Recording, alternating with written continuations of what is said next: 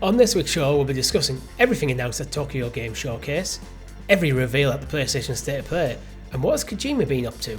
All that and much, much more in this week's GamerGuild Podcast.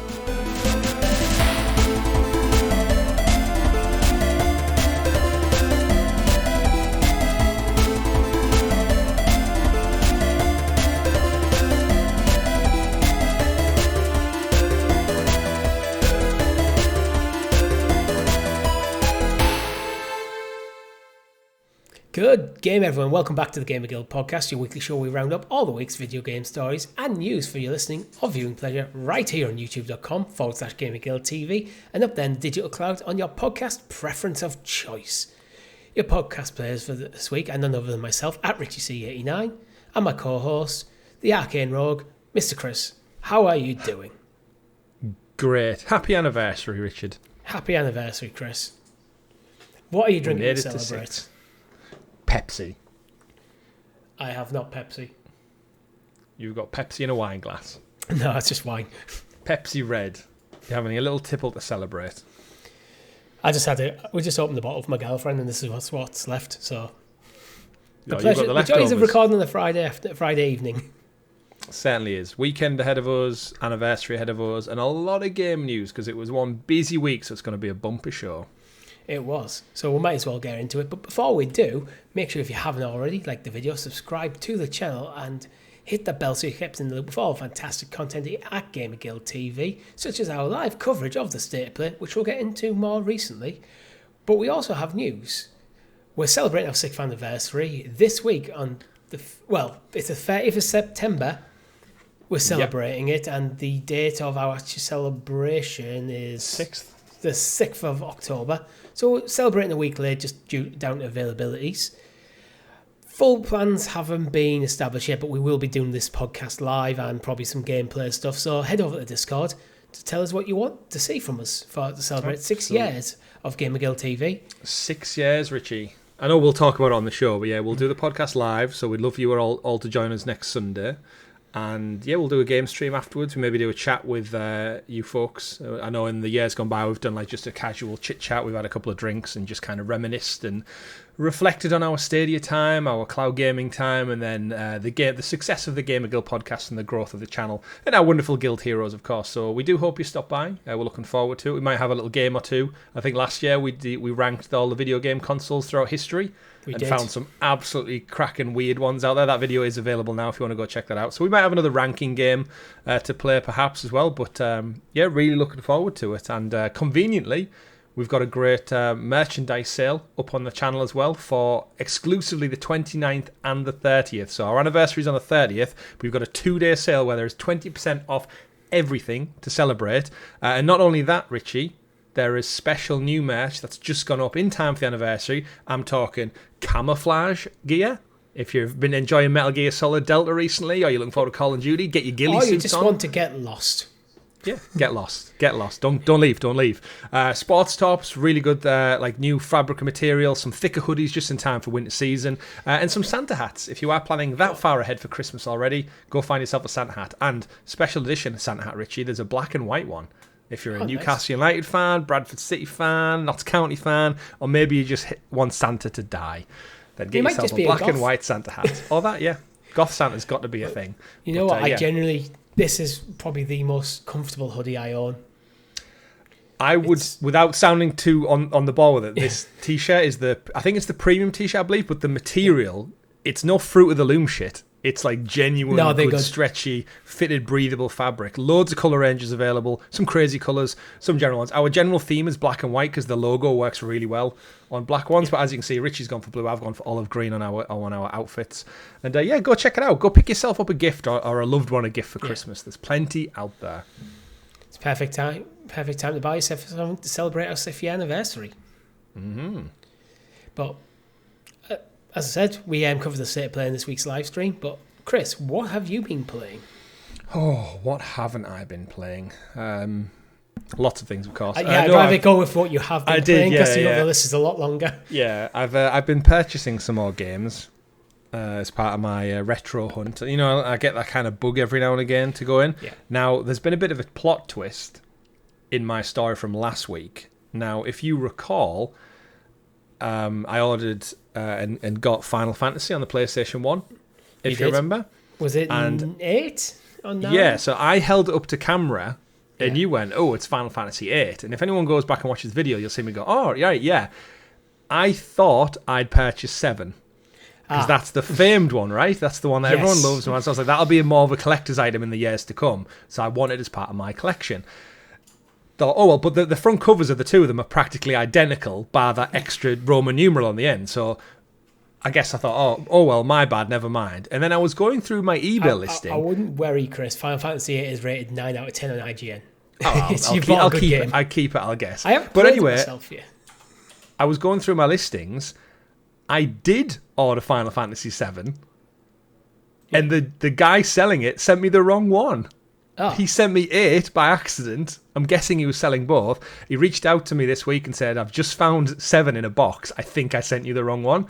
And I kind of had this double take, checked the order, and yeah, the order aligned up with the 7, and I hadn't ordered it. So in amongst all the confusion, we've agreed at a discounted rate to send out the 7. So I'll have 7 by the end of the week as originally ordered. So I wasn't going crazy, but there was that moment when you went, oh, you've gone for 8. And I kind of had to do a double take and go, yeah, I guess I had, thinking to myself, as if I've got Roman numerals. We don't live in those times anymore, but it is cool to have them on. So yeah, I'll have them both. They're there. In and amongst some of the things, now you just need about 9 to finish off the PlayStation trilogy. The PlayStation trilogy, I certainly all of them do. Rated in the high 80s, low 90s on Metacritic. That's not a bad one to have. A decent trilogy of games. Absolutely, and I also picked up this week because I feared it might go up as well. Is Final Fantasy Tactics on PSP? Oh, okay. Which is the War of the Lions. I know we covered it on last week's show with the reviews of the Evilise Chronicles. Evilise Chronicles, yeah. Picked that up for £10 on eBay for the PSP. And as I was alluding to last week, the new one, apparently it cuts a lot of stuff out from the PSP version, which is seen as the more definitive version. Which is probably what will push the price up. Yeah, which I thought, are these people on eBay? Because it's such an old piece of tech on an irrelevant piece of hardware that nobody uses anymore. But then with the new game launching this week, everyone might go, oh shit, this game's amazing. And the kind of collector rate goes up. Remember when I picked up Okami on the PS2, mega cheap as well, and like that week they announced the remake of Okami, and it was like, oh shit. So it was like trying to get that right time in the second-hand market's critical. So I've been playing the game of retro shopping this past week, and a little bit of FIFA. Said I went back to that, so I've just been doing chipping away, and a bit more Lego Voyages with my wife, which we're really enjoying. But she keeps falling asleep, so it's hard to get through it in one sitting when you look over and the little Lego blocks is jumping off a cliff constantly, and you glance to your side and go, you've been flat out cold for 5 minutes, snoring away, slowly meandering away through the level, and I'm cracking on with puzzles. But yeah, great game. Lego Voyages can't shout its praises enough. And obviously Ghosts of Yotei this week, so not only do we get an anniversary, we get one of the potential biggest games of the year, and I'm looking forward to it. Cannot wait. Me either. What have you been playing? I give up Metal Gear Solid. Oh no, honestly, after we were talking last week, I just didn't want to go back to it to play through that for that trophy. One trophy is screw me out of platinum, but it's a horrible trophy. So I've just been playing Pokemon Shield in the interim. Okay. Any particular reason? Just needed something to kill a bit of time. That's it, really. And it's one of them games I can easily just... If I don't finish it, I don't care that much. I can just drop out. And I could always go in like 6 months' time. I don't like doing this with most games, but with something like a Pokemon, I can just go... Open up, go, what was I doing? Oh yeah, that's what I was doing. That's my Pokemon team. Off we go. No bother. Yeah, that's what I do with Donkey Kong Bonanza. When I have like half an hour, 20 minutes, I just go in, smash some shit up, monkey around for a bit, and then drop out. And it's got really any storyline. It doesn't really talk, so I don't feel like there's no trophies. I've got no real attachment to... Yeah, it's just like my drop-in, drop-out portable game. But Nintendo have always been great for that. Yeah, that's what I thought. Pokemon Shield, I've only played through it once when it first came out. Give it another go. I'm currently 6 badges in, and my team's around about level 50. So I'm pretty happy with the progress I've made in less than a week. Nice. As an aside to that, any further on Pokemon Blue for our audience members out there? No. No. No, just no. I haven't. Your cartridge battery will die before you finish that game. It won't because I'm playing on an emulator. Yeah, I don't know why I went down that route. I think it's because I've been retro shopping. Yeah, because I've been retro shopping. You see a lot of Game Boy stuff that says replacement cartridge, replacement battery. Sorry. Yeah, I don't know if I could bring myself to opening one up to actually dare to replace it. It's just a watch battery. battery. You have to. Is it? Yeah, that's all they are. It's as simple as that. Wow. Yeah, I think it's like, if you remember the Game Boy games had like two little weird like little metal studs on the back. Yeah. You just need a special screwdriver to open them up and just pop a watch battery in. Huh. Well, that's all they are. As an interesting aside to an aside, I had someone fix my windows this week, and a lot of new build houses, for anyone that's got one, they have like, the emergency windows where instead of having a key slot, it's a button. So it's never locked. In case of a fire, you can always get out. Seems really practical, makes sense. Kids don't set on fire and die in houses. I just found out those little green buttons on those doors, you can pop the button off and there's just a keyhole underneath it. 10 years I've been living in houses with these emergency special exits, and it's not as special as it seems. It's just a little green cover. It's just someone's designed a little thing to stick over the top plug, of it. Just a little green plug that makes it look like a button, and I've been naively going, oh, we've got all these modern windows. No, you don't. You've been lied to, everyone out there, about Pokemon and Windows. My house has keys, but you walk around my house and all the keys are still in the windows, probably from the day they were put there by the builders. Yeah, no one locks the windows. Yeah, because Macs. You can't open them from the outside anyway. So anyway, smash them. Don't if break. You really want to get in. I'd rather people don't break into my house, but while they're not people aren't breaking into my house. Chris, would you like to introduce us to thee? No, I want to stay and talk about mortgages, brick rates, and everything. No, that's their brick rates have gone through the roof. They are. Lego Voyager's brick rates. But yes, we're here to talk about games. Therefore, I will introduce, on the anniversary of our 6th year, the graciously gathered GamerGuild Gazette, a.k.a. the news. The news. In my head, I should have a party pop and go right now. that was good. That was good. I'm good at that sound. It's one of the few things I'm good at. Yeah, one of the few things. And breaking windows. Yeah. Realising years later that his windows aren't as safe as he thought they were, and doing a party popper sound. Chris's talents right there. We had a special Chris. Special shout out first, I think, to our guild heroes. They've been honouring us with their presence and their monetary support from as little as 99p for, of course, for 6 years now. Not quite 6 years because we didn't get 1,000 subs to kickstart till about a year and a half, 2 years. And they've since dropped it to like, is it 100 now that you need? Yeah, it's minimal now to get on board with it, but we have to remind ourselves sometimes that you fantastic folks support us. I know everyone who watches along and everyone listens on dirty freeloader channels out there, you still support us in some way, shape or form. We do this as a hobby. We're not here to make money. We do this on the side of our jobs and our busy lives, and the fact that you show up every week to listen, to watch our streams, to chat, to be in our Discord, we can't really say thank you enough for it. So it keeps us coming back every single week, because I think we're at that point where we kind of do it for them as well now, because I feel like I would let them down if we missed a week or we didn't show up or we sacked the whole thing off, because we've become good friends. We hear stories of people saying, like, if like an episode, for whatever reason, the podcast services are being a bit fickle, someone goes on a Monday morning for the day they're commuting to work and the Gamer Guild podcast isn't there. I was like, oh, damn it.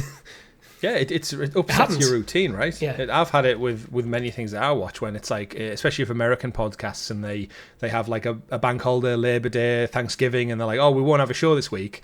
And I kind of look at my YouTube page and go, I feel a little sad now. I should be watching my regularly scheduled programming. But we should say recently we did also pass 750,000 views on the channel. And 2,500 subs. Yeah, we did. That was another milestone, actually. Yeah, 2.5k. So stuff your 100 views to get subs. We're on 2.5k. Sitting pretty, thanks to all of our wonderful supporters. So thank you once again from the bottom of our hearts. Even you dirty freeloader listening on free podcast feeds out there. Go subscribe. But thank you. Let's get into the news. PlayStation had a state of play, Chris. Where would you like to start with this? Would you want to see overall impressions first? Because we actually covered this one live for the first time in a while. Yeah. It's one that I think, as I've digested it and reflect on it a little bit, I think we maybe at the end of the stream came across a little bit too harshly, and I think that was buffered by, we expected Wolverine to be there because of like rumors and leaks. We knew Saros was going to be there because they'd announced it ahead of time. And then everything in the middle maybe wasn't to our taste, aside from, of course, the fantastic Dynasty Warriors 3 remake.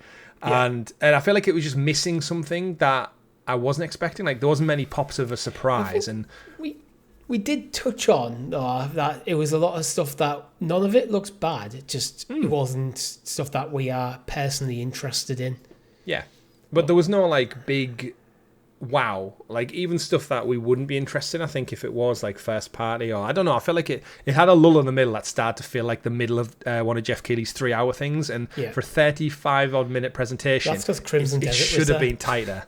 Yeah, it should have been tighter. They could have even dropped like a Ghost of Yotei thing in the middle of it just to pad it out with like AAA awesome looking stuff. But I guess just chronologically worked it wasn't that long, so they kicked it off with Saros, which I think looks fantastic. Saros looks amazing, absolutely looks stunning.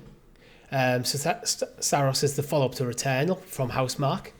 Yeah, it's basically Returnal 2 for all intents and purposes. It's Returnal 2, different setting. setting. Yeah, different it takes place in the same universe. Does it? It is confirmed to be in the same universe, yeah. So out there somewhere, there's the Returnal person, don't know her name, sorry, running loops. Yeah, it's a 3D roguelike, which is what Returnal did so well, and what people loved. So if you love that kind of gameplay loop, where you enter the dungeon, explore a bit, eventually get your ass kicked, die, come back, everything's reset or changed, and you go again and again and again until you get better and you upgrade your stuff. You'll have that same sort of loop. So I feel like Saros is one of them. If you are into your 3D roguelikes, you're going to absolutely love. I'm expecting high numbers on this when it comes to review time. Yeah, I think so as well. I mean, Returnal was well praised, although it's not for us. I think it was a very big surprise hit, and it was Housemarque stepping out of their comfort zone of like your arcade games into the real world of like third-person AAA quality production. And Saros seems to be they learnt a lot from Returnal. They've said many times in their community feeds and the forums that they've took on everything on board about like difficulty spikes and such, and theming and storytelling, what their audience wanted to see more of. And it's set to come out on March the 20th next year, so we got a date. Looks gorgeous, plays great. Yeah, we basically got 5 minutes of gameplay, and it does look, as a third-person shooter, slick. Yeah, there's some like nice traversal mechanics, like a dodge, like kind of phase movement, shields to block enemy like incoming attacks and like reflect them. And I'm sure there's a whole host of abilities that they don't want to touch on and like press stuff because they want players to discover it for themselves. Yeah, they showed off a lot of the cool abilities, like the shield absorbs. You basically recharge some of your weapons using the shield. So I guess part of the tactics is it's okay to get hit as long as your shield's up and you're absorbing it, and you can use that. I think they called it like eclipse power or power from the. Pulling energy from the eclipse or something like that. Eclipse weapons, you guess? It sounded really cool, yeah. They harness the power of the eclipse or something to power your weapons. It's that kind of making the split-second decision whether to dodge an attack or bring up your shields to absorb the attack. Yeah, it sounds really cool. Fun-looking protagonist, great setting, varied weapons. And I think the one thing they did introduce, which I guess for people who do struggle a little bit, is they said the dying element. There's almost like a replayability. When you die, you get like a second wind, a second chance, and you come back stronger. And I think we joked in the stream of remembering some old PS2, PS3 games that used to do that, when like if you died too many times, the game would offer you a helping hand and give you more ammo or weaken the boss or just let you skip it and bypass it, which is always a nice option. But that was more to help struggling players. This is part of the charm of the roguelike experience. Absolutely. One of the things I did like is they leaned into the storytelling as well. I think PlayStation is known for its storytelling, and they went in on the PlayStation blog about saying how they wanted to highlight the expanding storytelling in Saros. Stunning voiceover, of course, Rahul Kohli, professional actor, brought in for it as well. Cinematics, haunting audio logs, conversations with a massive cast of NPCs, holograms detailing what happened on Carcosa, which is the planet that you explore. If you choose to collect them all, it'll basically pad out the hostile planets like information, give mysterious storytelling sequences, and other great moments ahead. So it seems like they are really committing to that story. as well. So we're going to get a deep dive. I think they said in the spring. I think they said we'll be back in the spring. So I don't know if that's teasing another like a dedicated state of play or some kind of PlayStation event in the future. But there'll be something next year. Looks really good. We got a release date as well, 20th of March. Yeah, we did. So we know this is basically going to be Sony's like tentpole title for the start of next year. Yeah. And I'd be tempted to almost go check out Returnal because I think it was on PlayStation Plus. It might still be at some point. I'm sure between now and Saros coming out, it will certainly drop onto it. It's probably worthwhile going to check that out to see if you actually like that style. Because Housemarque games have traditionally all been fantastic in terms of gameplay at first and foremost. Maybe go check out Returnal and see what your vibe is for Saros because it might just be a big one heading into the new year.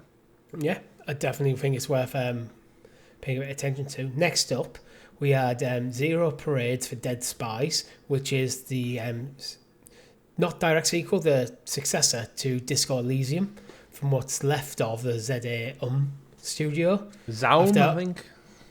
Zaum, however you pronounce it. After all the issues they've had in the last few years.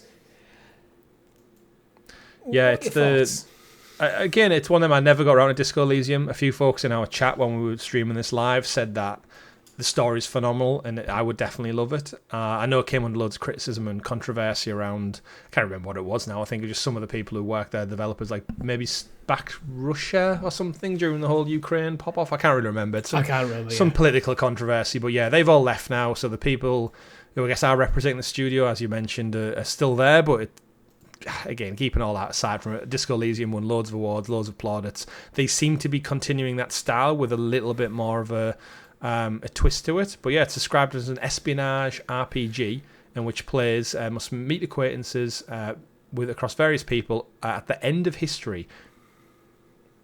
So people stop writing history. But yeah, it is that kind of 2D, like top-down isometric style of game.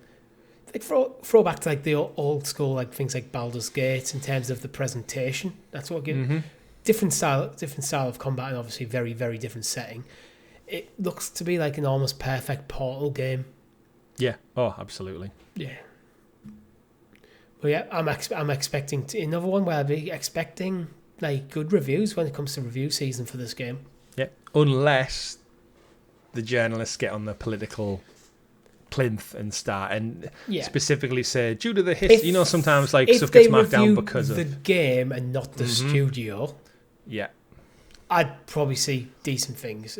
Yeah, I'm assuming because of how well Disco Elysium was revered that you're going to get the same quality of polish in your storytelling.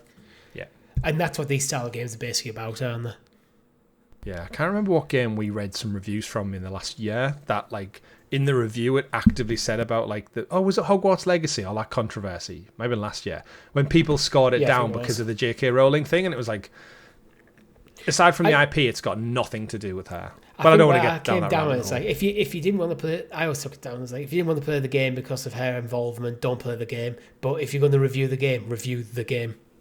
Yeah. Flight Sim finally is coming to PS5. That is Flight Sim 2024. Yeah. It's so odd putting they could have just called it Flight Simulator like Legacy Edition or something. Like they should have really done anything in their power to just maybe drop the 2024 because this is going to come out in December. Literally 3 weeks from 2026. So I know sports games generally put like the year ahead of the season. So like FIFA or FC 26 is about to come out, so the majority of the game's time in the public will be in the back end of the 2026 campaign. But yeah, it's a choice. It's still the newest flight. It's not a sports game in that sense where it's following a season. You can almost forgive things like EA with EAFC releasing new one with every football season. Mm-hmm. It's called Flight Sim 2024 because it came out in 2024, and it is the newest one. So this is the newest Flight Simulator. Absolutely, and it's finally come over PlayStation. And good stuff. We were talking through the stream saying, "Oh, it'd be cool if that's like some sort of like bonus related to PlayStation." And we were riffing on a bit what could be. You're getting potential VR2 stuff. Yeah, they're looking into VR support. I think they said, which not a guarantee, but it would be epic if you had a full cockpit immersion. And sit there for a 24-hour flight to Australia. Boom. This is where PlayStation becomes the best console to play Flight Sim. That seems to happen with a lot of Xbox games, unfortunately. Because of the VR involvement. Yeah, absolutely. And the Pro is more powerful than the X. So, yeah, shoot themselves in the foot, I guess, in a way. As an aside to this, because it's not actually in our doc, but were you talking about like annualization of games? I saw a trailer this week for FC26, because it comes out. I think it's actually available now to anyone who bought the £100 deluxe edition. Us schmucks have to wait till the 29th. This schmuck here is, as you I want said, some digital cards and have it a week early? Yeah. So the trailer I saw was for the Icons mode, which I guess in FUT campaign mode, whatever it's called, you get like Zidane and Cantona and Rooney and players of the past, Beckham and stuff in all their glory. And I thought to myself, you know what FIFA should do, or EA I should say, not FIFA, is yes, they have their annualized one, their annuals fans fine. Remember when they used to do spin-offs like FIFA Street, the World Cup, the Euro games? Give me a game called FC Legacy every 10 years. And what I want to do is go into it, pick a year from the 30 years of the Premier League, the history of La Liga, Bundesliga, everything like that.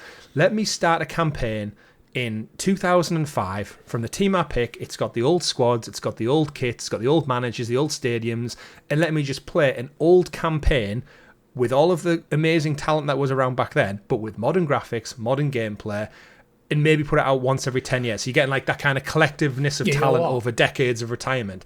I would be all over that shit. How much, as an England fan, would you love to go back to the mid-2000s team and get them out of 4-4-2?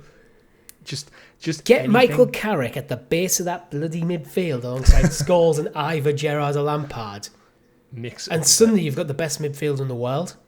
Yeah.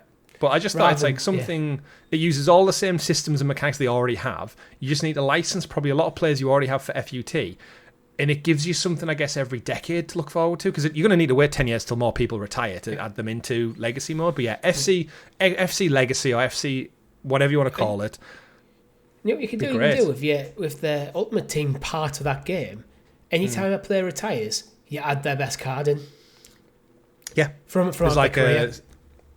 So, like, I think Busquets just retired from FC Miami today. Stick him in. Just go and go. Like, he's like a celebration. Social media, Busquets just been added into the team. You can now pick him for your Spain 2012 team. You can add him to your Barcelona squad when you've got Ronaldinho and everyone playing together, and Busquets is just a young lad. Like, there's just so much, I think, dynamic fun you could have with it. But I just think you've got the old kits, some old stadiums that no longer exist anymore, some absolute memories. And I think if you've got FC fans who, yes, they buy the game every year, they'd probably buy this every couple of years as well, just to get that old sense of like if I dig FIFA 5 out on my PS2 from back here, I would look at those squads, those teams and those sponsors and be like, God, what a time, what an era. So yeah, there's something there. Copyright GamerGuildTV. If you don't do it, Football Manager might, because that could also... Actually, I don't think Football Manager would. I think the old games, because they are, for what the style of game they are, very playable. Yeah. The graphics may not be great, but it's not a game that really needs its graphics. Yeah. And it's not a game where you really need high frame rate or anything. It's a spreadsheet that you're looking at. Let me play as York City in 1999 in League 2. Why? It's probably one of the last times they were there, I think. Yeah. Anyway. We got a new trailer for Battlefield 6's campaign mode, Chris. Yep, things went bang bang, things went pop pop. It looks like, for its criticisms, stunningly gorgeous, very realistic. However, I've seen a lot of comments and feedback saying it kind of looks like they're using multiplayer maps and adding just in some AI NPCs as like briefs, like piecing together some form of campaign. It's like possibly, go across a map, because the maps are huge in Battlefield, aren't they? So you could fit a campaign narrative down a certain street, a certain way, a certain objective, add a couple of enemies in for you to kill along the way to make it feel like a story. It could be the other way around, where they've took the single player campaign and kind of like plotted out your route through the map. Yeah, absolutely. And for the multiplayer, drew a square around it and filled in the gaps. Absolutely. So I don't necessarily think that should be a bad thing. No, not at all. I mean, a campaign is extensively just a map with a brief story. As long as they've got cutscenes and they've got some fun action. Like the Battlefield 1 campaign is one of the best campaigns in video games, so I trust them. I just need to see a little bit more. Cool if you've played through the campaign and you're just playing around the multiplayer and you run down the street 10 o'clock and go, oh, this is where that happened in the campaign. Yeah, I mean, that's what you traditionally did do, right? Call of Duty, like Nuketown and stuff came from the missions. But it's getting loads of hype again. I think Battlefield 6 has got the wind in its sails this year. Very interested to see how Call of Duty do. We know Call of Duty will win, but it'll be interesting to see Battlefield after a bit of a vacancy. 2042 died a death. I'm really curious to see, like, with all the positive praise around it, it seems to be firing on all cylinders. So, and I hope it does well, because I think Call of Duty does need competition. But yeah, looks great. Let's just see how the reviews are. Yeah, absolutely does need competition. Next up was a surprise, actually, remaster Deus Ex. I don't think we've ever covered this, so I don't know if it was news before, but no, it was stealth dropped. Yeah. I have no kind of points of reference for Deus Ex outside of like a little bit I played of Mankind Divided, I think. Yeah, I think I've got Mankind Divided. Is that the PS4 one? Yes, I believe so. And it's unfortunately it has become a dormant franchise, because I think it was the Deus Ex series was quite well loved, but just didn't hit that broader audience that they were hoping. Yeah, well, it's Adios, isn't it, who were doing it, and they're part of Embracer Groups. I think the last we knew of Deus Ex is after the last one.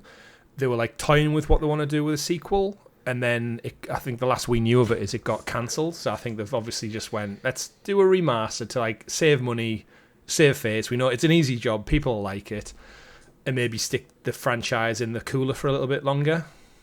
It's kind of in a Perfect Dark scenario, I think, where it's like an edgy sci-fi legacy game. The genre is described as an immersive sim, where there's a lot of customization about how you can approach the story.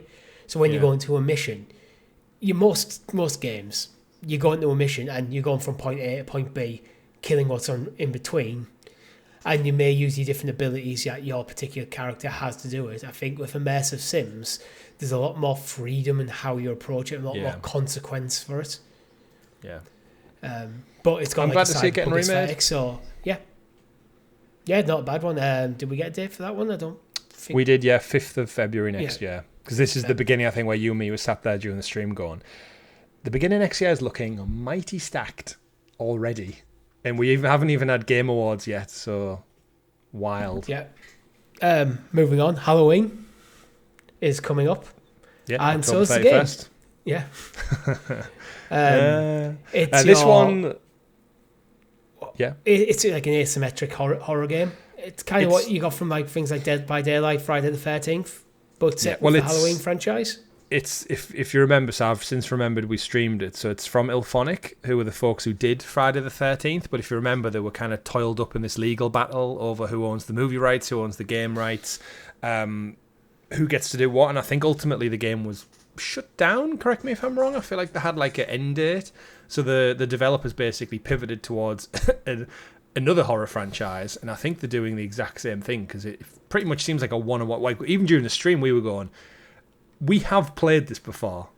Like, this game, I've absolutely played this. Like, you're chasing young kids, you're hacking down doors, you've got some kind of ability to, like, teleport around the map using your, I guess, horror tropes, special abilities.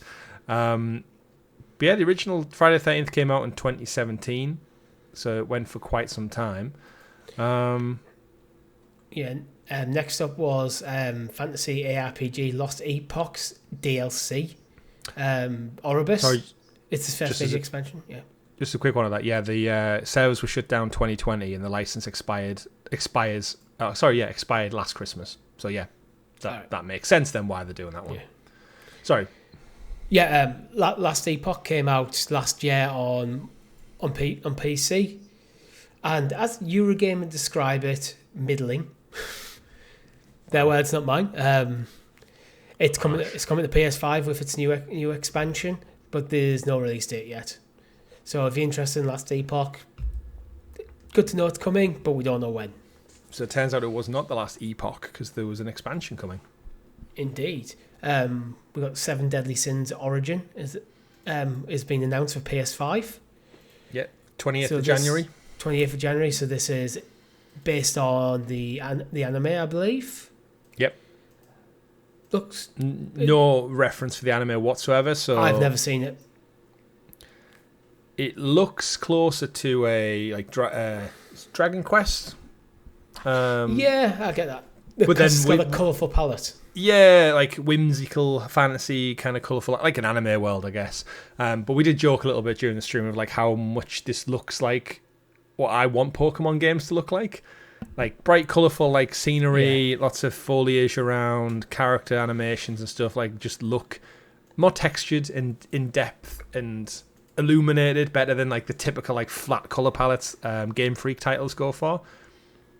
It just doesn't have Pokemon attached to it. Yeah. So, not for me. It looks like it could be a cool JRPG, but with it being anime manga, like kind of spin off. I'm not going to read too much into it till we'll see reviews. Yeah. Because I feel like it could be a cheap cash in. It's hard to know sometimes with that. Could be great, could be not. Could be. We've got a DLC for Sonic Cross Worlds. Mega Man. You're not getting a Mega Man game, folks, but nope. We'll throw them in a race and kart racer. Which is it early to announce the first DLC for Sonic Cross Worlds? I mean, the game's out, so I guess it's just it's coming on 25th of September. Yes, the DLC is coming 25th of September, and basically you're getting Mega Man. Yeah, and they did also tease, I think, SpongeBob DLC coming next year and a couple of other ones. So it seems like not only has Crossworlds got better reviews than Mario Kart World recently, it looks like they actually have a roadmap that's going to bring a few exciting new characters. Yeah. Whereas, I don't know what's happening with Mario Kart World. We got no mention of it during the Nintendo Direct the other week, so odd. No, we got Donkey Kong Bonanza DLC, but not Mario Kart. Nintendo do DLC, but they don't hammer DLC. Yeah, I mean, they were never really embracing it up until the end of the Switch generation, when they went back to Mario Kart 8 like 7 years later and went, oh, let's add some new tracks and new characters. So they're a bit behind the times. I feel like their philosophy is focusing on getting the best game they possibly can out, but then they'll care about DLC later. Yeah, which we love them for. Yeah. Next up, we had Neo 3.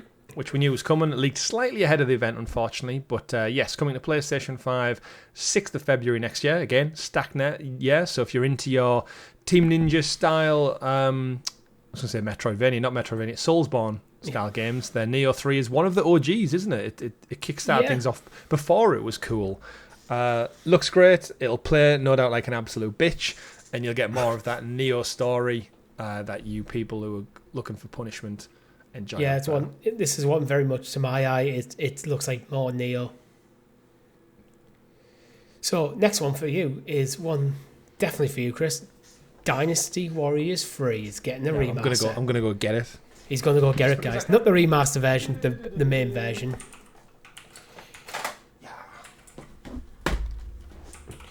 So tell us, Chris. I'll leave this one to you entirely.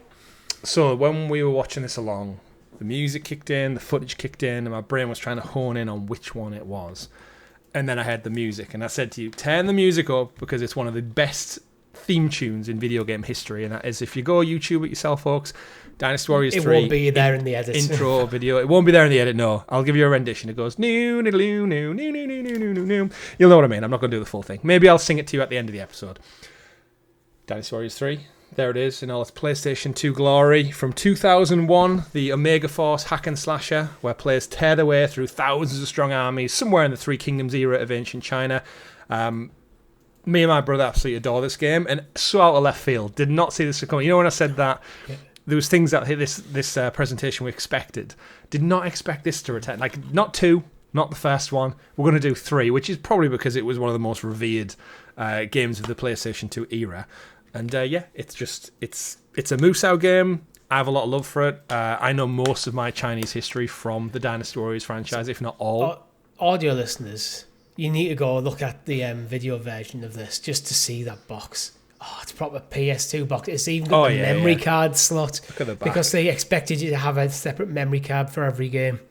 Absolutely. For those who don't know, it's a Musou game. It does follow the Three Kingdoms era of ancient China. So, like, basically the emperor passed away. All the warring factions kind of wanted to vie for rulership over China, and then there was 3 families who basically, some of them came together to kind of quash a few rebellions, but then ultimately when the rebellions were all quashed, they went, kind of want to rule the place. One of them's more about peace, one of them's more about dominance. Kind of just like you get in modern day politics, except for these people go to absolute war with each other.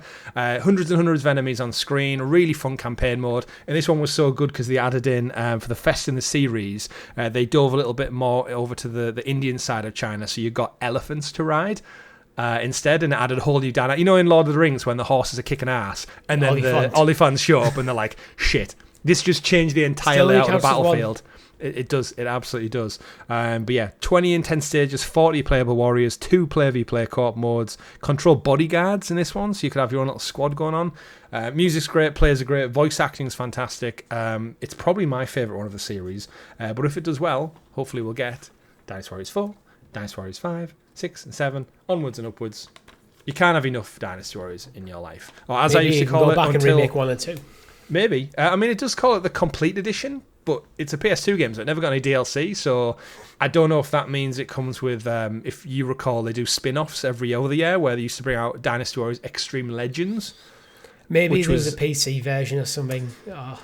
Well, I think it might be Extreme Legends, which is kind of like a standalone expansion, so it might be that one, but they've not. I don't think they've confirmed it yet. But yeah, can't wait. It's on my list. On the 19th of March, I'll have my brother around, we'll have some beers, and we'll play some classic, or as we called it, Dynasty Warriors.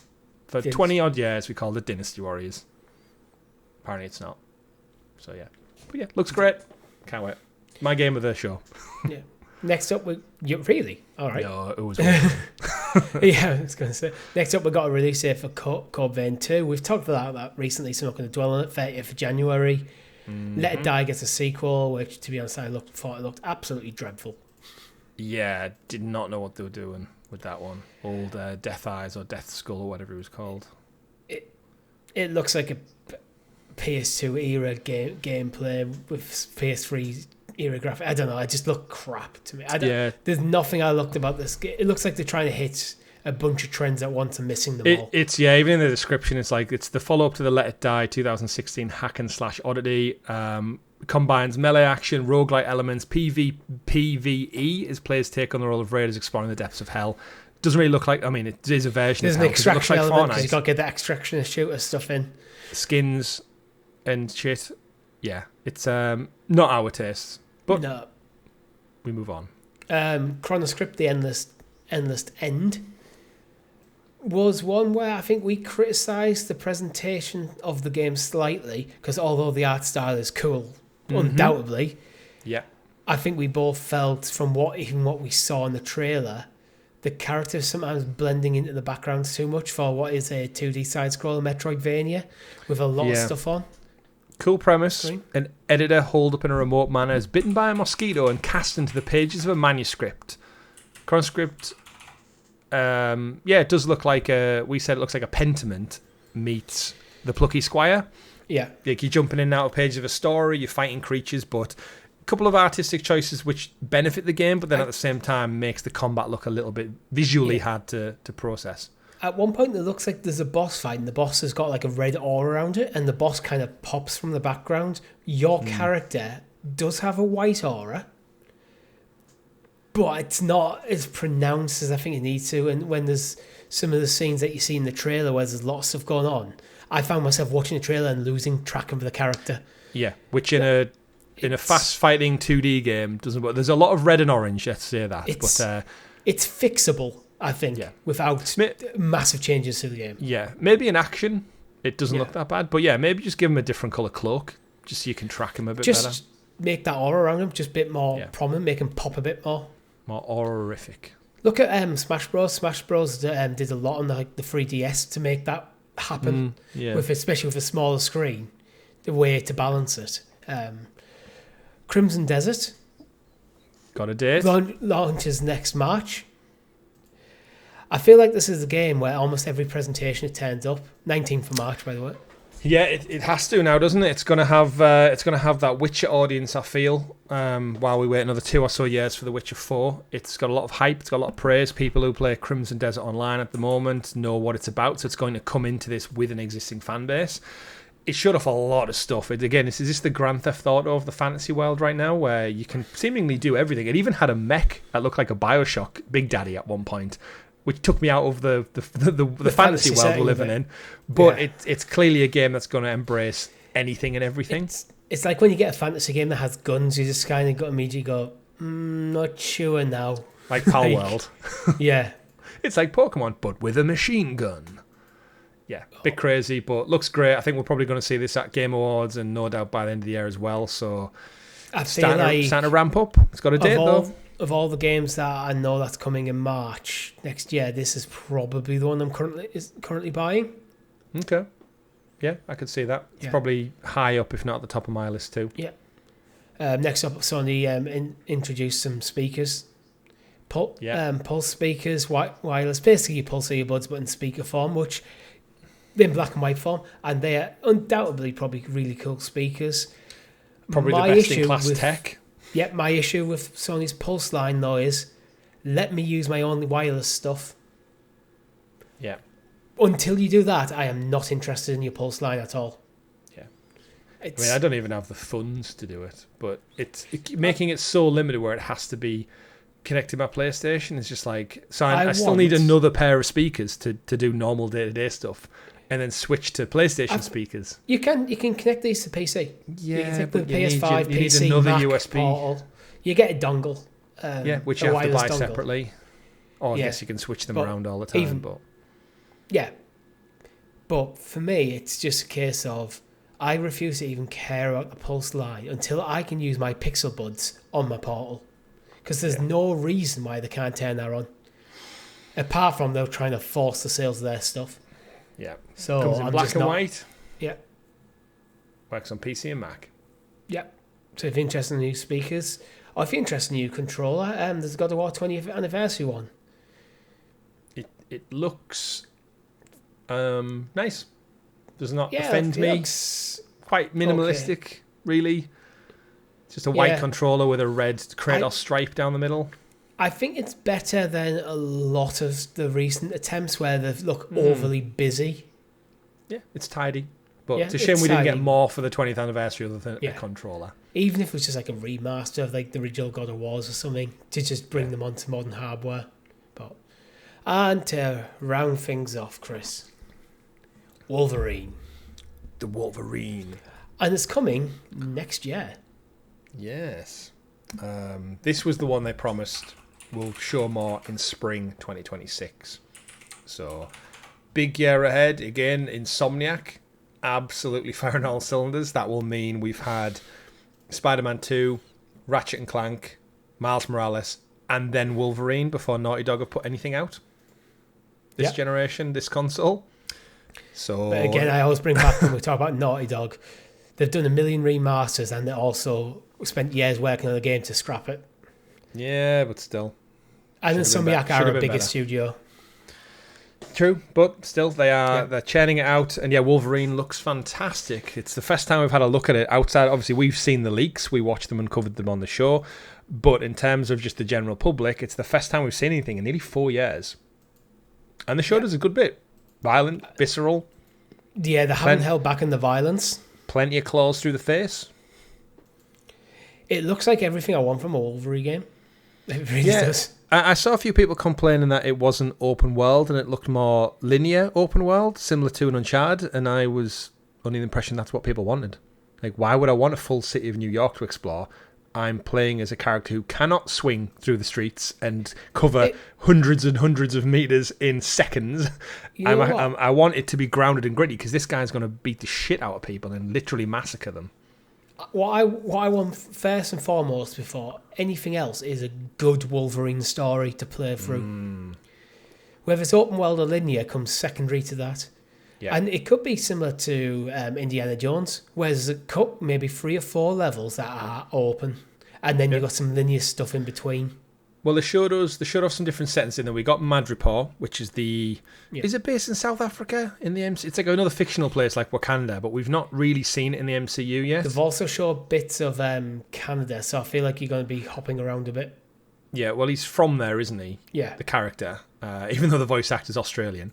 So they might end up in is it Alkali Lake for his origin story, where he gets his adamantium claws, so you might retrace that, because I think they said in the showcase, didn't they, like, he's an interesting character because he can't remember everything. So from a storytelling narrative, he's kind of piecing it together as he goes. So I think they're going to play with maybe a flashback hero there in like an interesting way. Seeing, I don't feel like they're going to do an origin story. They might touch on his origins at points, but I feel like they're just going to get straight into it, like they did with Spider-Man, where they go, you know what?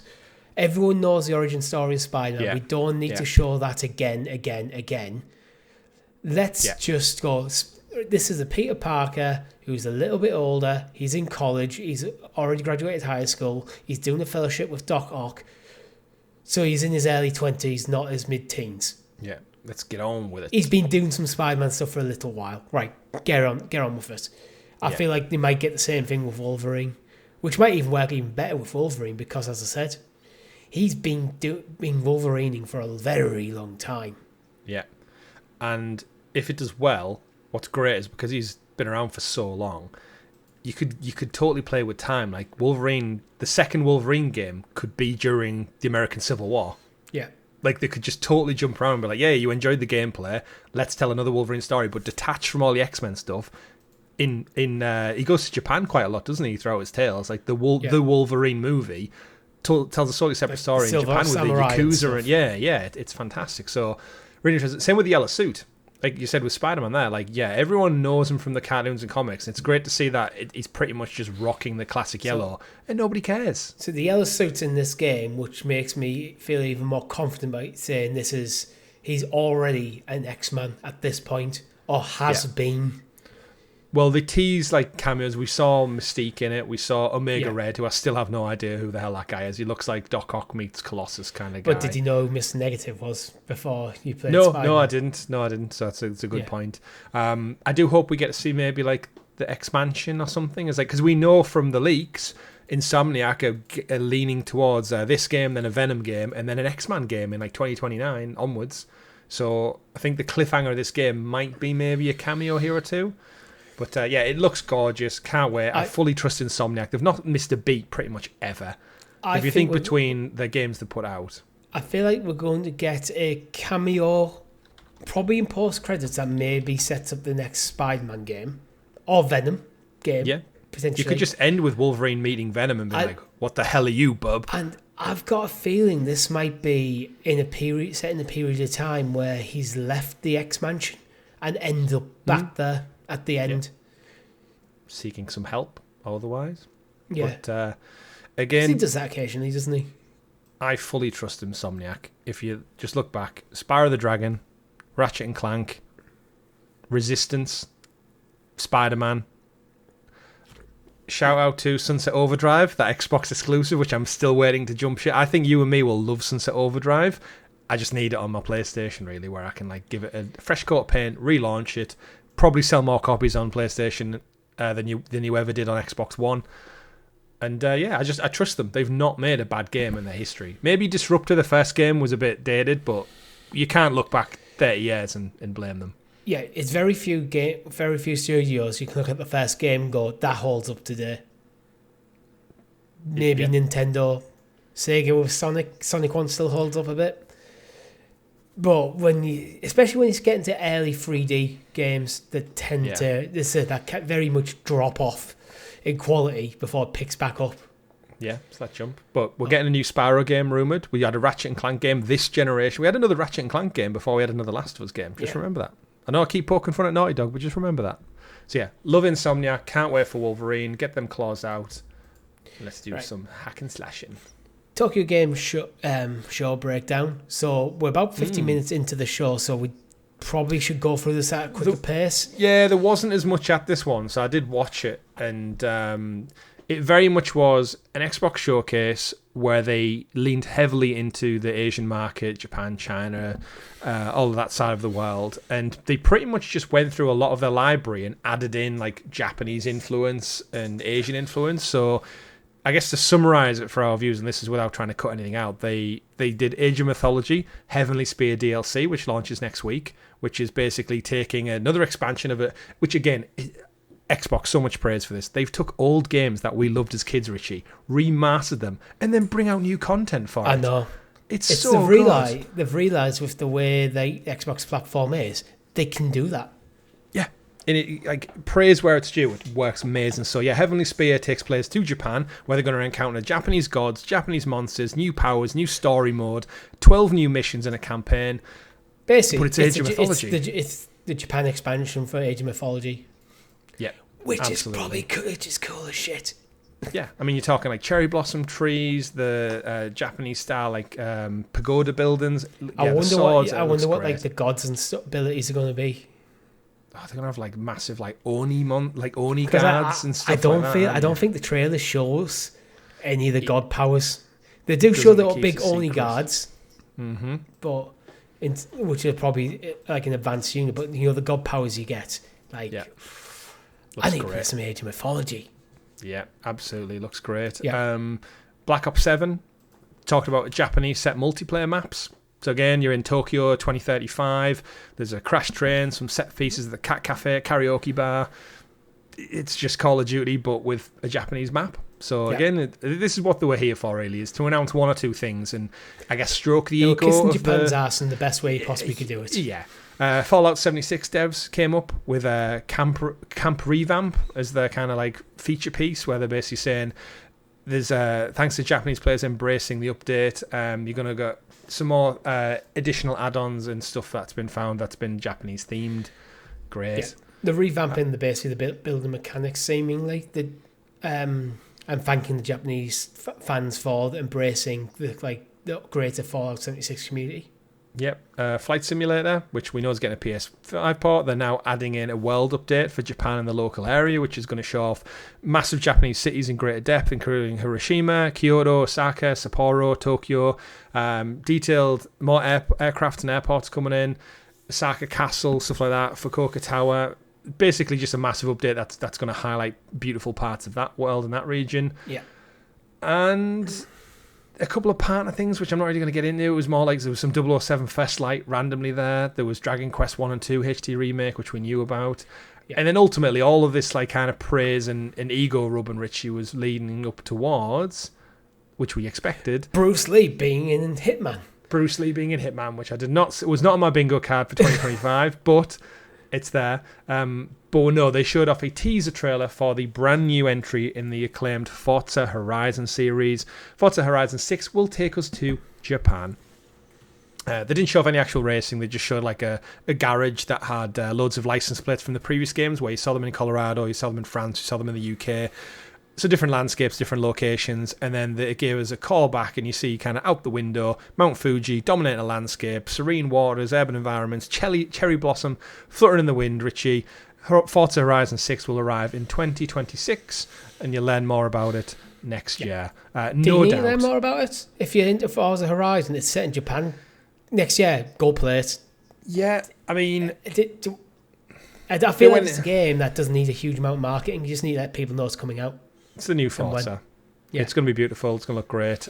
You went into, again, like the heritage of it, saying, I think they actually said like it's been the most selected location for Forza fans since the beginning, which we know that. Assassin's Creed knows. Well, that's Assassin's Creed knows that well as well. It's going to reflect Japanese car culture. So again, hopefully this is going to be like Forza Horizon Tokyo Drift. That'd be great. And I wouldn't be surprised if we see it at the Xbox Direct at the back end of January, and like they usually had like a 4-game block. This could be like a deep dive if it's going to come out, I reckon, spring next year. They said early 2026. So, yeah. And Microsoft have a pretty stacked next year anyway, so looks great. Yeah. And then, that was the Tokyo Game Show. I feel like Xbox.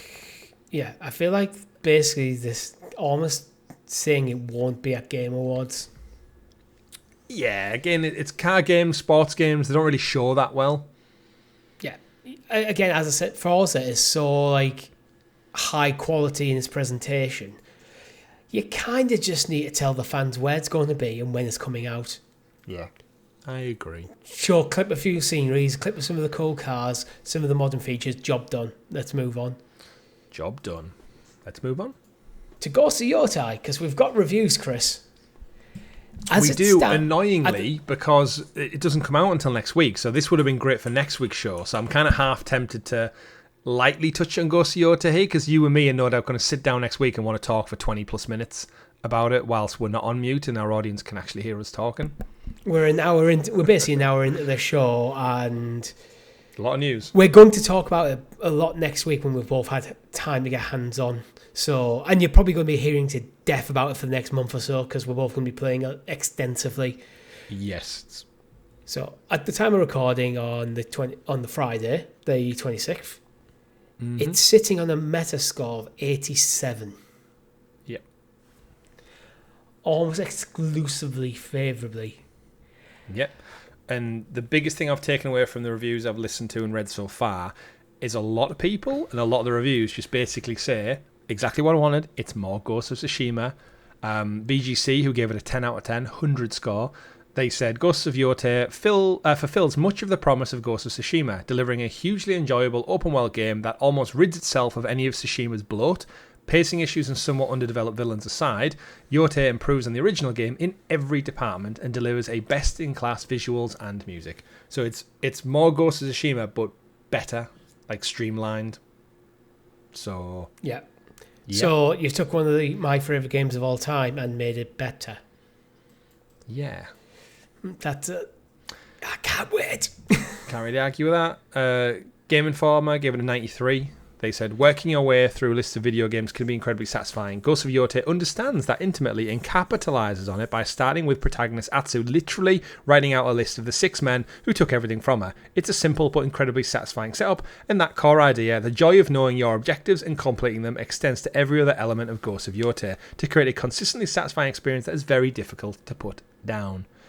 So it just seems like it's the storytelling, the open world, the side missions, but refined down to the blade of a katana's tip that you can just power through. So I've heard it's like 40 to 50 hours maybe. So not even crazy long.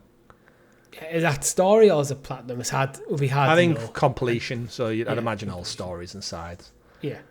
The only kind of negative review I can find from a reputable source is from Eurogamer. They went harsh on it. They gave it 3 out of 5. 60 on Metacritic. Sucker Punch's sequel offers more great swordplay and heartfelt storytelling, which is the premise of the game, but would be better served as a linear action game, freed of its poor side quests and dated open world. Yeah, I've seen reviewer Chris Tapsell getting a lot of shit online for this, saying so open world games aren't cool anymore if they're not like Elden Ring style open world games. Like, making this linear would make no sense because that's not what Tsushima was. Like, imagine if you went into Yotei and they were like, oh, it's now all of a sudden corridors and locked-in locations. I'm a big fan of linear games and games not being big for the sake of big and not doing the Assassin's Creed thing where they make this huge map and fill it with bland content. Yeah. But from every other review I've read of Ghost of Yotei, that's not what they've done. They've condensed it, streamlined it, but kept it open. Because open world games aren't bad. Mm-hmm. It's the reason why it's such a prevalent design in video games.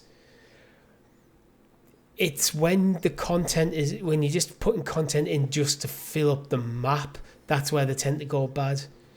So a lot of this can be subjective. Yeah. And then again, reviews always are. One thing I will say is stand out so far is the visuals, the music, and the performance from Erika Ishii, who's the lady who kind of voice acts as a mocaps Atsu in it. Apparently her performance is outstanding. So I expect her to be in the Game Awards for like best performance and stuff. So yeah, game's great. It's going to sell, no doubt, millions and millions, and you'll get our, I guess, deeper thoughts on next week's live show. Looking forward to it. And hopefully, Richie, our pre-orders come on the launch day and not several days after. Amazon, it's over to you. Right. Just a quick note on that. The game comes out the 2nd. My pre-order's set for deliver for the 3rd. Your pre-order's set for the 4th. For me, as far as I'm concerned, as a consumer, if it's a pre-order, it should be here the day of release. Otherwise, what's the fucking point? Yeah. I fully intend, if it comes on the 3rd, to put a complaint into Amazon about that. If you order it like the day before launch, I get that. Because maybe it's like you can't order it the day before as a pre-order. But you and me must have ordered it like 2 months ago, if not earlier. So I expect to be top of the list for those delivery folk. Yeah, if you've ordered it more than a week out, it should be... Yeah, they've got more than enough time. Yeah. And just because Amazon say the delivery date's the fair doesn't mean they are right to say that's not late. Yeah. Because delivery companies now, they change the delivery time and date to suit them and go, it wasn't late, we changed the time. Don't even get me started. I've been waiting a week for this TV to arrive still. Still not here. Stuck at a depot somewhere. Who knows? It's a pet hate of mine. I fucking hate it. But yeah. Yep. Especially with a pre-order. Hideo Kojima. He's got 2 games that he's showcasing a bit at the Xbox. Pre-order now. Tokyo Game Show. Pre-order your Xbox now. No. So OD and Physint. Where do you want to start? Which one? I mean, obviously, we didn't really see much. They did a 10th anniversary stream called Beyond the Strand, where basically Kojima and his crew celebrated their 10 years, which is wild to think we've had 10 years of independence from Konami. Which, again, this goes back to, when we say about Metal Gear, saying it's been so long now. I think by the time we get to a new Metal Gear entry after all the remasters, so Delta, Omega, whatever they want to do with that kind of franchise now, they're probably going to end up making a new entry for 10, 15 years now. Kojima's going to be pushing 70, 80-year-old. I think he'll come back for one more thing. Everyone at Konami will be long gone anyway who pissed him off. Bend bridges, make happy, one last blowout for Metal Gear, because quite frankly, what we saw of Physint was pretty much just the cover art, but the description of it looks like we're getting the spiritual successor from Kojima of Metal Gear. Which is why I don't think I'll ever go back to Konami. They might do it from like a bent your bridges thing. I don't know. I feel like he doesn't need it. He's got his own. If Physint comes out and is what he wants it to be and sells how he wants it to sell, what does he need Konami for at that point? But it's that thing. It's like it's still his baby, isn't it? And it's like you can make spiritual successes, but it's never going to be Snake and Metal Gear. So we'll see. But that aside, Physint. All we really saw is some artwork, some font, some lighting and stuff. It just looks like Metal Gear, basically. This is going to be the PlayStation exclusive, this one. So we don't really know much about it. Its release date, you're probably looking at a window of 2029, 2030. Because he said it's a good couple of years away because he's got OD, he's got Death Stranding 2. There may be a Death Stranding 3 somewhere in there, possibly. But this is where I feel like, why has he even mentioned it at this point? If it's at least 5 years out... It feels like... look at how much he likes to show off of Death Stranding and stuff before it came out. The guy's clearly full of ideas and he likes to show them off, even if it is 20-minute cutscenes of showing off. But yeah, I think it's a PlayStation exclusive. I think Physint is, and OD is an Xbox exclusive. Yeah, that's what my take on it was. I guess we'll wait more on that one. In terms of OD, though, we did see a lot more on that. This is the horror game. This is going to be the successor to PT. It's Kojima going full-on horror, first person. The trailer shows a woman in an apartment building. It's raining outside. It's dark. It's gloomy. She lights some candles. There's baby noises in the background and shadowy, spooky things. The door behind it creaks open. You see a shadowy character come in, and then she's like the panic and fear in her eyes, and then he grabs her face, and everything cuts to black. It looks like PT, but obviously with 10 years of gestation and back and forth, and I think we have a new probably horror franchise. They did call it OD Knock, so I'm not sure if Knock is like a subtitle for the game now or just the trailer. I think throughout these anniversary stream, he did confirm that OD is going to be an anthology game, so there might be a number of short stories within it. Right, so it might end up being like the Dark Pictures anthology where we get loads of interconnected little horror tales that might, similar to PT. PT isn't long. Yeah, I feel like we haven't seen enough of OD to really understand. Well, we're talking Kojima. Modern Kojima's we haven't seen enough to understand what the game is. I still feel that about Death Stranding at this point. I still don't really understand the key hook behind that game. So I feel like with something like OD, I want to see something substantial in terms of gameplay. Yeah, we will. But what he showed off, I think, has people excited again. Horror seems to be having a big renaissance at the moment, as I guess it always will. It'll never go away.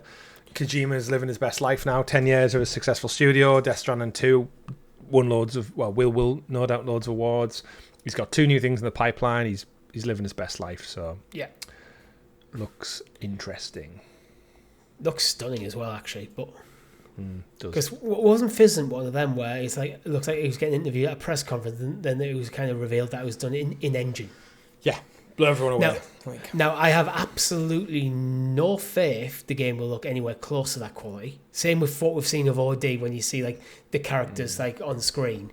I feel like by the time that you got this running on hardware that you have in your living room, the quality is going to be significantly diminished. But it just goes to show you that the ability they have, it's just hard. It is largely just a hardware holding back.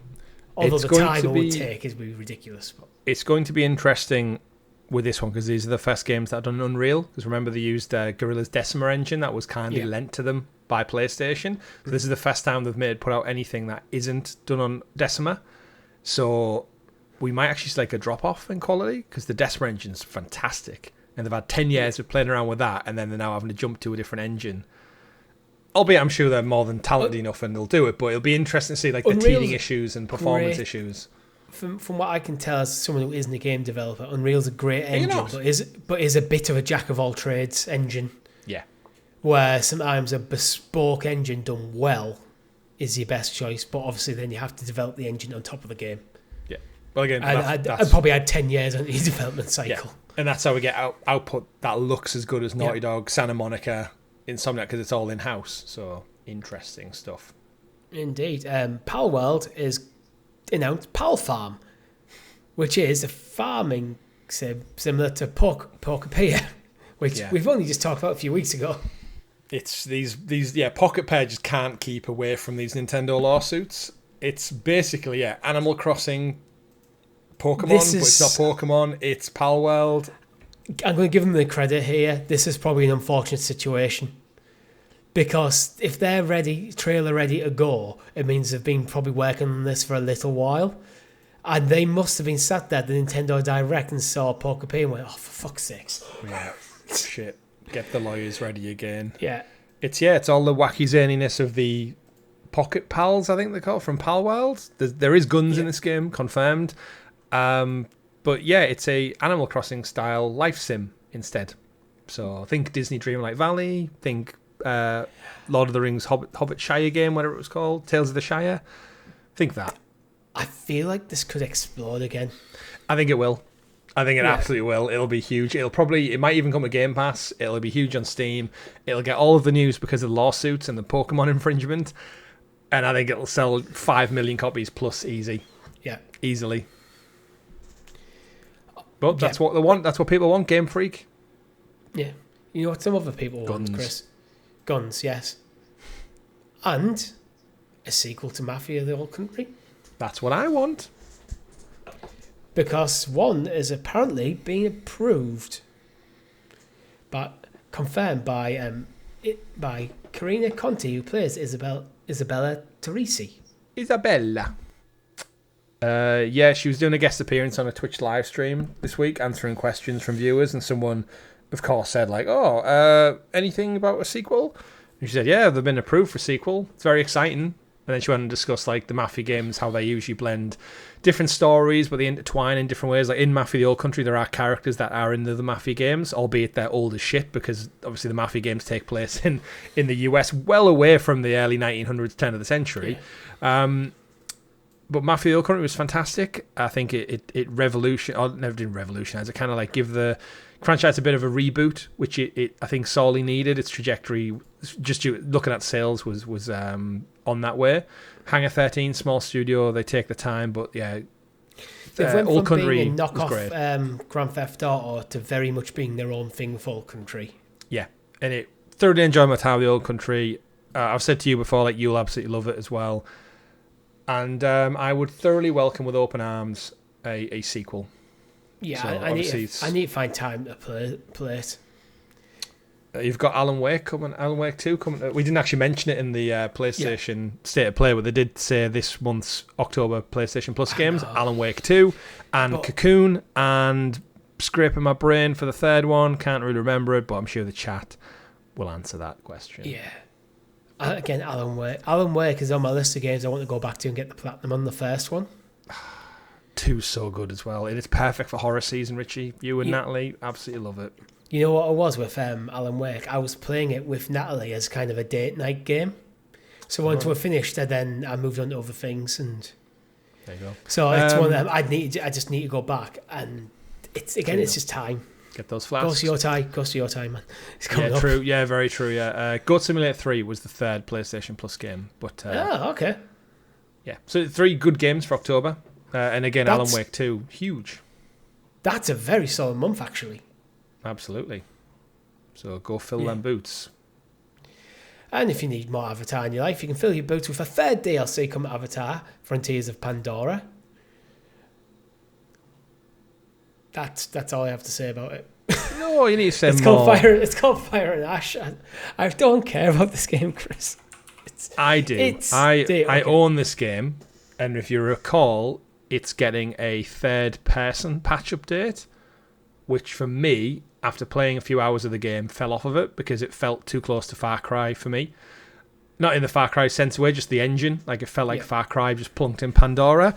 They've done loads of... Obviously, the game's been out for like a year and a half now, so in terms of patches, the game should perform better than it ever has. It's had a few expansions since then. They're now bringing third-person mode, so you can play through the whole campaign and story in my preference. And the From Ashes DLC comes out at the exact same launch date as the new movie does, which is Fire and Ash.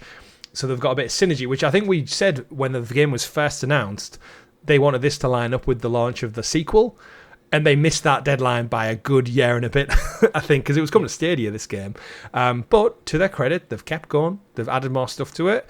And in a weird way, this is almost going to be a relaunch for the game, where I think, for me personally, if I can find that pocket of time around the Christmas period, this could be my surprise hit. I'll probably go watch the movie. I'll enjoy the movie. I'll have this little Avatar buzz that only ever lasts for a month or so. But I'll jump into the game, and I think this is probably one of the first games I've gone to nearly 2 years later, and I'll actually probably enjoy it for the betterment of that. Probably, yeah. I watched my girlfriend play the entire game in bits and pieces when I was sat playing other stuff, but it very much suffers from Ubisoft-itis, where when they've sat down to write the story of this game, they've got a really good story on paper. But by the time they've translated that to the game, it's so fragmented and lost between hours of miscellaneous nonsense that it's kind of semi-entertaining, just mindless stuff, that you lose track of what's going on, and you don't develop that sort of emotional connections to any of the characters, because you'll see someone, then it's 10 hours before you're doing the main story thing, because the game just it's too open for its own good. Get a bit it lost. Doesn't have enough to drive you. The narrative doesn't drive you through the game. Completely agree with you. It is getting a new physical release, though, so I think it'll see a bump in sales. Yeah, no doubt, just like Star Wars Outlaws will. Whenever when Mandalorian Grogu comes out, it'll get another bump then. I feel like if I was to sit down and play a Ubisoft game now, I would have to force myself to just fully invest in the narrative and ignore everything that Ubisoft is putting in the way to stop me doing that. Yeah. And then go back and do all the side stuff later. Yeah, it's the way to do it. Got to be done. But it's just not how I typically play games. We mentioned Hitman earlier, because Bruce Lee's coming, but it's getting a physical re-release out in October. Yeah, the world of assassination is back in physical form. Only on PlayStation, oddly enough. But we've praised them for, I guess, their approach in the past, IO Interactive, that, the 3 Hitman games, they're all kind of the same, but they just iterate and they do more, and they've all been chunked together for arguably the best version Hitman's ever been. There's so much DLC. You've got so many cameos. I think like Sean Bean in it. Remember, Mads Mikkelsen's in it as Lashif as part of a Bond crossover. Yeah. That's all now boxed all together as part of, I guess, the ultimate complete edition. Why do I feel like there was a contract in his clause all the way back in Casino Royale where he had to do a Bond game, but then it never materialised? So when IO took over the head about this contract and went, come in, do a couple of days' work, and we'll let you out your contract. Yeah. It might be one of them weird things that's just been like an unfulfilled element of his contract. Yeah. We had a blast playing Hitman. It's a great game, and I cannot wait for Bond, to be honest. That's my big hype game for the start of next year. Yeah. When is Bond weird. actually? March 19th. Oh, damn it. Crimson Desert versus Bond. What a battle. Dun, dun, dun. I'm leaning towards Bond first, actually. Yeah, me too. Because it's probably a smaller game. Yeah, and it's been so long since we had a Bond game. It has. Bowser's retired, Chris. Oh, did Mario finally defeat him, bring him down? It's just hard work stealing princesses over and over again. Oh, no, Doug Bowser's retiring from Nintendo at the end of the year. Wow. Doug Bowser. They'll never find a replacement with a namesake as cool as that. I feel like he hasn't been present that long, considering how long Reggie Fils-Aimé was. Yeah. 2019, Reggie stepped down, so yeah. I mean, maybe just an old guy. He's probably already a multi-millionaire. Yeah. So I always laugh when people are so rich and they keep going. Like, to what end? Like, when I look at some people, could be just feel like out of duty to the company. Yeah, true. Yeah, I guess. Yeah, you tend to find like Japanese culture. That's the thing, is that they like work well into like their 70s, 80s sometimes, because it's just like that's them. People who make it to the top of like companies like Nintendo of America are probably workaholics. Yeah, or they probably just don't do that much anyway because they're so important. People delegate everything. They've probably worked so many hours in their earlier career to get to that level. Yeah, and it's like it might be difficult for them to retire. Yeah, because even like Reggie Fils-Aimé he's still working. He's just not. He's like a consultant, isn't he, with like just random tech companies now. That's how a lot of people go once like CEOs of big companies like retire. They go in the semi-retire where they'll just like sign consultancy contracts and stuff and go in for a few months work here and there and still get more money than we get in an entire year. Yeah. But yeah, you know what? It's a good 13 years. It's a good time to leave. Nintendo Switch flying high. Get out while the he's seen the Switch 2 out the gate. It's doing well. Maybe it is. Yeah, time to pass the baton on. Yeah, and I guess we should also mention that this will be a success. It's going to be Devon Pritchard, who's been in the industry 19 years, but she is the first female president of Nintendo. So shout out to Devon, and long may Nintendo's future success. Although Devon kind of expected something like Peaches or I don't know. Think of me another Nintendo. Like it could have been Zelda. Yeah, Devon Zelda. Like they should have changed their name ahead of the role appointment. Really. Yeah. What was better, Richie? Doug Bowser at Nintendo or Arsene Wenger at Arsenal? Doug Bowser at Nintendo. Yeah, I'll give you that one. Congratulations. Arsene Wenger is close in his name. Doug Bowser is just literally the name of the major villain from Nintendo. He definitely got some promotions in his career just because of his name solely. Yeah. Like, how do you go and go, how do we not give the job to Bowser? It's Bowser. Yeah. Anytime he does anything wrong around the office, he just stood and went, I'm Bowser, bitch. Yeah. There's a few people called Mario at Nintendo who've had a few promotions as well. Talking about promotions, there's a new promotion regarding the Ghost franchise from PlayStation, where you can unlock special merchandise for purchase if you have specific trophies. Yeah. I'm coming at this two-prong thing. They're doing it for Ghosts of Tsushima, not Ghosts of Yotei. Reading from the blog, it says, it's going to be part of our new incentive called Franchise Rewards. So PlayStation, as they're phasing out PlayStation Stars, which gives you credits to redeem and little trophies and stuff like that, this new one is apparently going to give you a reward, in quotes, because you need to get the Platinum Trophy in Ghost of Tsushima by the end of the year to unlock a limited edition merch that you then have to pay for. So they are rewarding you by giving you the option to buy something from them. It's a commemorative pin, which is valued at $25 or 28 euros. Yep, or a T-shirt. Which you only need a gold trophy for Mono No Aware to unlock the T-shirt. But it's still a $30 T-shirt. Yeah. I don't know. I kind of want it, but apparently it says on the website there's a 2 to 3 month shipping expectation, so you're not getting it anytime soon. And there's a £13 or dollar or euros or whatever it is delivery fee as well. So you're talking probably 40 quid for this pin. But it's going to be like, if you think the Platinum Trophy is probably quite rare to begin with, this is going to be quite a rare piece of memorabilia. But then in my head, I think of all the Platinum Trophies I've loved and adored over the years. I'm like, if I can get like bespoke, little items, like a little Uncharted coin, a little Spider-Man, like a little metal spider bot or something, and then the ghost mask. It's like, it could be a super cool collection to have if they commit to it. It would be really, really cool to have. My thing is, though, I kind of wish what they did is just price these things at $50, do a limited run for a year where any PlayStation Plus member can buy one. Mm-hmm. But if you have the Platinum Trophy, it's half 15 price quid and free Oh, shipping. They would make more money. Yeah, it incentivizes you more, doesn't it? Because it's like, right, Yeah. well, go play the game and you get a discount. Haven't you can completed the buy game, it. then you don't deserve the discount. If you have PlayStation Plus, you can buy this. It's a limited run for a year, so as long as you get your order in within the year, by the end of this year, whatever it is, you can have it. But if you have the Platinum Trophy, you're getting a special discount as a thank you. Because it feels like this is just, you can buy some merch from us because you've played our game.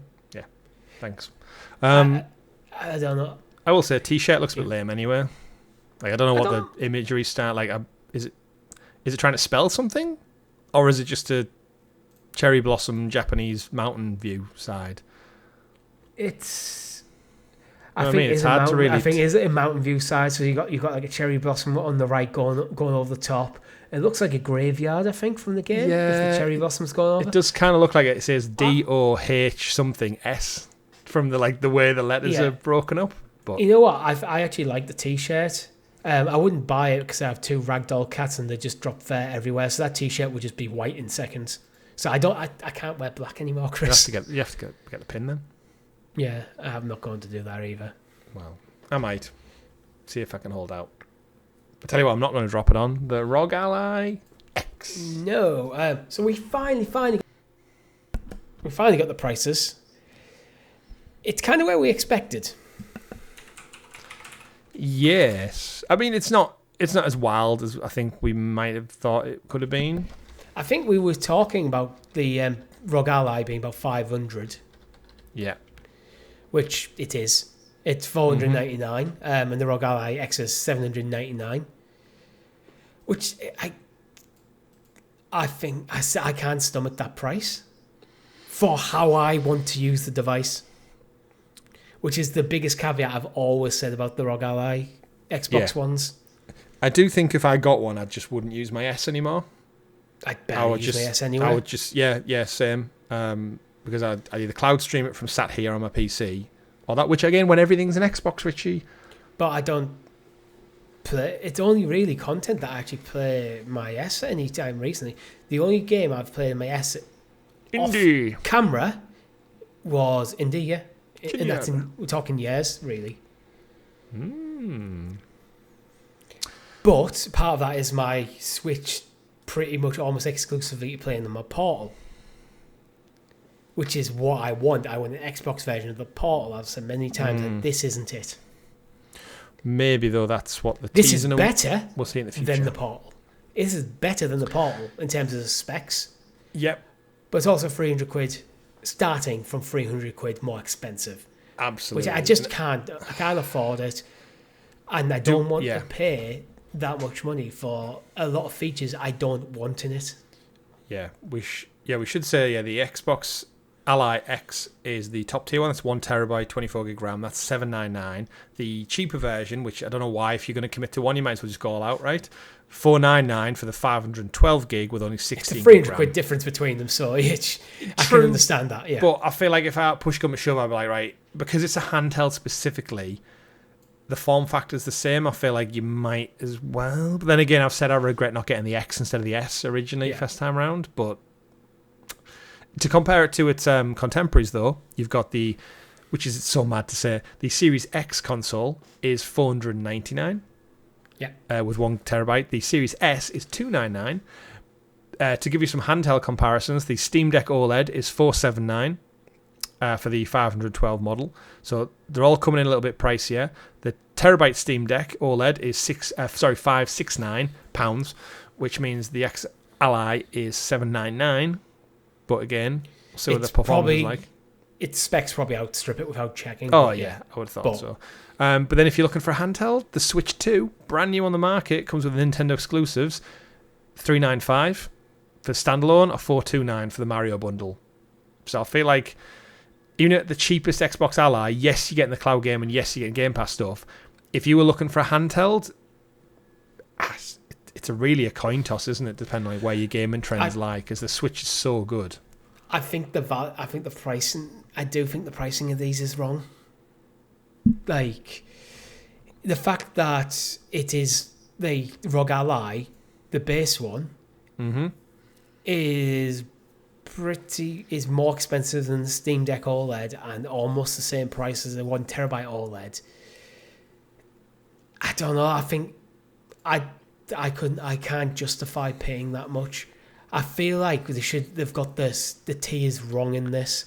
I feel like they would have been better off doing a equivalent of the Portal, a cloud streamer, and maybe a 200 to 250, and then doing something that sits between the X and the Ally in about 500-600. Yeah, it's an interesting one. It's interesting them getting into the market, and I'm curious to see like how well it does. They've held off on announcing prices for quite some time.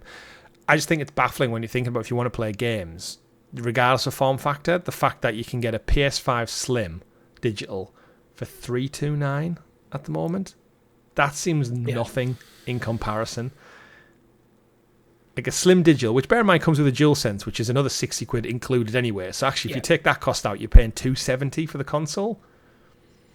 Yeah, I'm not sure comparing directly to the console. They're very different things. Use cases. But I do think that the Portal is a similar use case. Yes, it's a cloud streamer, and you do require a PlayStation to play it, where the ROG Ally you don't. So if I didn't have an Xbox at all, I'm looking at this through a slightly different lens. We're going, £500 and this is my Xbox. Yeah. I mean, you could pick up a PS5 Slim for $329, a Portal for $200. That's £530. You're only paying £30 more for an Xbox Ally.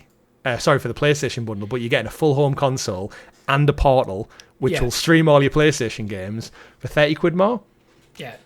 And again, the downside of the Portal compared to this plays games natively, so you're always going to get better performance, and you don't get it, which I do get in my Portal. Even when I've sat in the room with my router, it happens. It ties up my PlayStation when I'm playing on the Portal. This wouldn't tie up your Xbox unless you are streaming it. But then with Xbox Cloud Gaming, you wouldn't need to stream from your Xbox that often, because you either use cloud streaming or natively installed. Yeah. So I think when you look at the spec on paper, it is I do think it is probably worth the money. I just can't, for my use case, I can't justify that much money. Yeah. When I know when the Portal exists.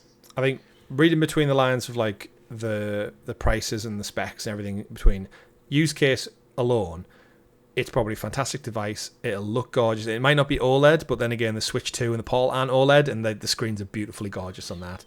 It'll run games great with Game Pass and Xbox Cloud Gaming's commitment. Yes, it's probably going to be a fantastic device. I'm curious to see how it does, because this is Xbox dipping their toes in the handheld for the first time ever, and I'd love to see us get a dedicated one maybe next time round, where we might have to pick between the Future X, the Future S, or a handheld, all being part of the same family, which I think Xbox will hit us with a 3-tier hardware launch next time round. I think it'll only be 2. I think you'll have your console and your the big boy and the Portal. Yeah, and the portable might be dockable or something. Because I feel like most of this, when we used to do XPass, there was lots of stories about the S holding back Xbox this generation. Yeah. So I think they'll want to ditch it. Yeah. Could we be in a world, because remember the PS6 is rumoured to have it's going to basically play PS5 games, but portably. Are we going to be in a world, Richie, in 5 years' time where Nintendo, PlayStation, everything's a Switch? It's all natively handheld, but you can dock it. And that's just the world we live in. Like, I'm happy this is where Nintendo switched to VR. It's like, what with the Virtual Boy 2? Virtual Boy 2 coming 2029. But as you said, Xbox are working on their own native one. Mm-hmm. We have no idea the specs or anything, and they've obviously teamed up with ROG Ally for these. So I still have hope that the device I'm interested in will emerge. Yeah. Just me too. This isn't it, unfortunately. this is better than what I want, and that's it's weird enough to say. It's like that's the problem. I have this device. It's way better than what I want. Absolutely. But it's priced accordingly. Yeah. But that is all we have time for this week. But we like to end every single week with This Week in Video Game History. So starting on September the 26th, Chris, what's jumping out at you? This might be the best. Yeah, this might be the best day for video game launches in history. So 26th of September we're recording. Let's just go down the list. Quite frankly, we don't need to skip anything. 39 years ago, in 1986, we got Castlevania on the Famicom Disk System, kicking off the Castlevania franchise. Followed 30 years ago in 1995 with Command & Conquer on PC. So there's a quiet 9 years in there. There's a quiet 9 years. 29 years ago in 96, we got the phenomenal Super Mario 64 on the N64. 28 years ago in 97, we got Croc, The Legend of Gobos on PlayStation and Sega Saturn. Yeah. Legend Heroes, Trials of Cold Steel is a game I've played, PS3. Yeah, the first Hyrule Warriors on the Wii U 11 years ago. The first Code Vein 6 years ago. East 9 Months from Nox again. I played that on Stadia. Big shout out. The Legend of Zelda Echoes of Wisdom came out last year. You played that, Richie. Really, really enjoyed it. Love that game. Albeit, was it a remake or was it standalone? Standalone, right? Yeah. I'm thinking of the one that they remade in that same engine. That one. The one above my head. Yes. Hard to see what it is, but yes. Link's Awakening. And what a day. What a day. Not so much if we skip ahead a few days, but yeah, apparently the 26th of September. Yeah. Where are we at? Yeah. That's about it. But yeah, 26. Like it. Me too. I'm just going to look quickly at the 28th. Oh, there's one. I'll pull one out. The 29th of September, 29 years ago, was the Nintendo 64 launch. Which I'm struggling to understand how Mario 64 launched before the console. Couldn't tell you. Maybe there was a dispatch. Maybe it was Royal Mail struggling, or maybe it was Amazon Prime struggling with the dispatches. But all things said and done, September pretty good for video games, and long may it continue. Yep, you're just saying that because it's your birthday month. It's the best month of the year to have a birthday. And it's also our channel's birthday month. So just a quick reminder before we get out. Streams coming up. More details we'll announce through the socials. Head over to Discord, where we will keep you informed of everything that's going on. And if you want to pitch a game that you want us to play, that's probably the best place to do it. Or the comments of this video. And while we're talking about that, make sure you like, subscribe, and hit that bell so keep in the loop. Everything you need, socials, etc. that I've mentioned are in the description. My name's been Richie. Don't forget that the 20% off at the store tomorrow, Tuesday. These hoodies really, Monday, really Tuesday. comfy. Buy one. Go get them. Get 20% off everything. Yeah. He's for 6 years. We'll see you on the live stream. Yeah. GG everyone. Goodbye. Bye.